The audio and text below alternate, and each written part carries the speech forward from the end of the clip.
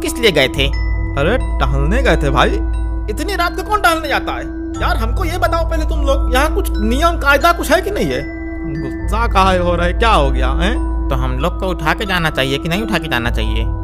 अरे नहीं नहीं, हम मानते हैं गलती हुआ। मतलब हुआ ये कि हम सब सो रहे थे तो दरवाजे पे दस्तक हुआ, हम बाहर निकले, कोई था ही नहीं। फिर हम बैठे थोड़ी देर, लेकिन नींद आ नहीं रहा था। घड़ी में बज रहे थे 3, तो फिर हम सोचे कि यार सवेरे होने वाला है, टहल लेते हैं थोड़ा बाहर जाके।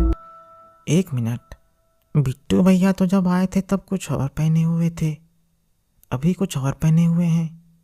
भैया आप कपड़े चेंज कर लिए क्या? अरे वो ठंड ज़्यादा थी तो इसलिए ज़्यादा गर्म वाला स्वेटर पहन लिए। और कोई बात नहीं। भैया भैया ये तस्वीर कहाँ से आया? कल तो नहीं था। भैया भैया ये तस्वीर कहाँ से आया? कल तो नहीं था। यार तुम भी एकदम मतलब गजबे करते हो, एकदम डरा दिए।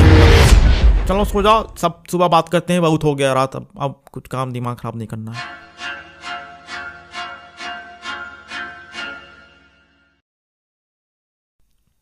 क्या है? अरे नहीं कुछ, सोइए आप लोग, तुम भी सो। नहीं हाँ, आप लोग सो जाइए, हम खड़े रहेंगे, मतलब हम सोएंगे नहीं, नींद नहीं आ रहा हमको, आप लोग सो जाइए। अरे यार सो रहे हो कि नहीं सो रहे हो? अरे आप लोग सो जाइए ना भाई, हम देख रहे हैं। क्या हो गया है? सो जाओ, सोफे पे सो जाओ तुम। कहा ना नहीं सोएंगे, काहे नहीं सोओगे? एक बार में कहा ना नहीं सोएंगे, सुनाई नहीं पड़ा क्या तुमको? अरे ये ऐसे क्यों बात कर रहा है? बिट्टू तो कभी ऐसे बात नहीं करता। क्या हो गया बिट्टू भैया? बिट्टू क्या हो गया? काहे खड़े हो? इधर आओ। अरे क्या बात हो गई?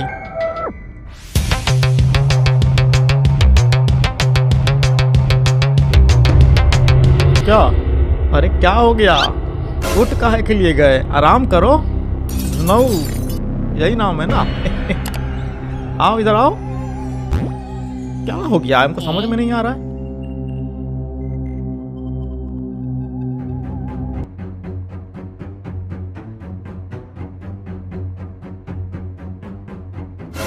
इसको बोलो हनुमान चालीसा उधर रखे।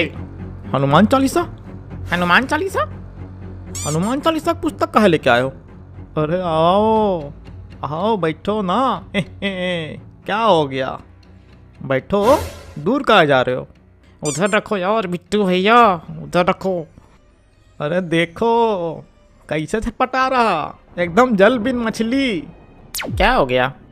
धुन्नु तुम डर का रहे हो? हनुमान चालीसा ही तो है।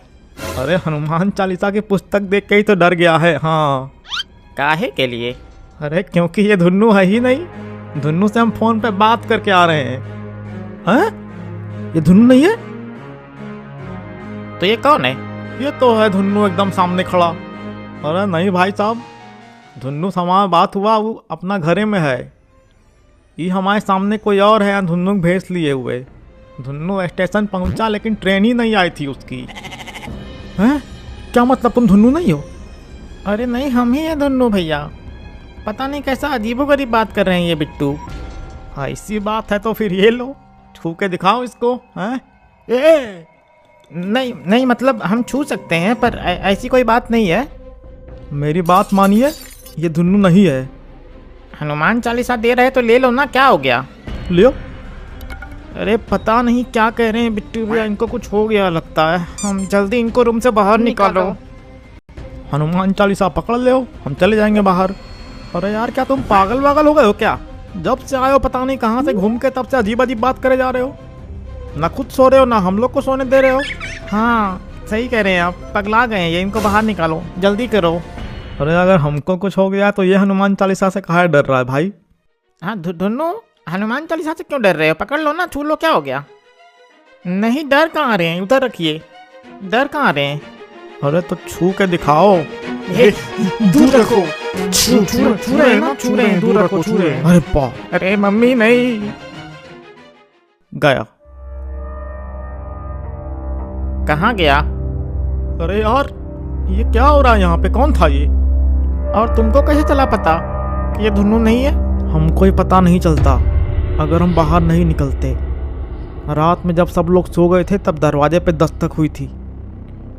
जब हम बाहर निकले तो देखा वहाँ पे एक चिट्ठी पड़ी हुई है जिसमें लिखा था, अगर इस कमरे का राज जानना चाहते हो तो इस कागज़ में लिखे हुए लोकेशन के पास पहुँचो।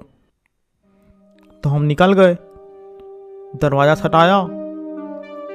जैसे ही हम उस चिट्ठी वाले लोकेशन पे पहुँचे तो वहाँ बाबा थे, वही बाबा जो हम लोग के पास पहले आ चुके हैं यहाँ पे।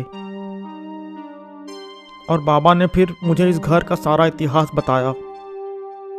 उन्होंने बताया कि यह घर सुरेंद्र का नहीं है, ये घर उसके चाचा सूरीलाल का था।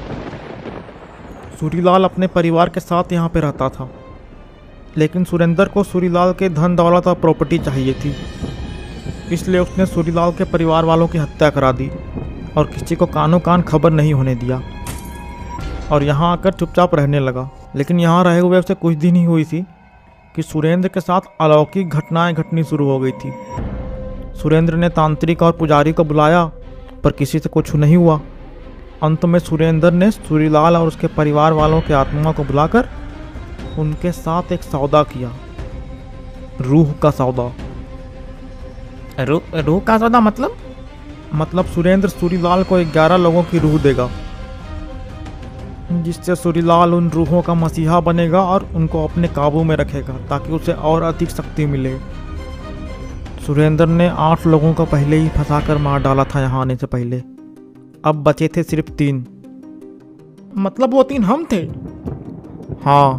तो ये धुन्नू के जैसा दिखने वाला कौन था, ये समझ में नहीं आ रहा है। पिछले 2 सालों में इस घर में आने वाले सभी लोगों की हत्या हो गई, लेकिन किसी को पता नहीं चला कि ये हत्या कैसे हुई थी।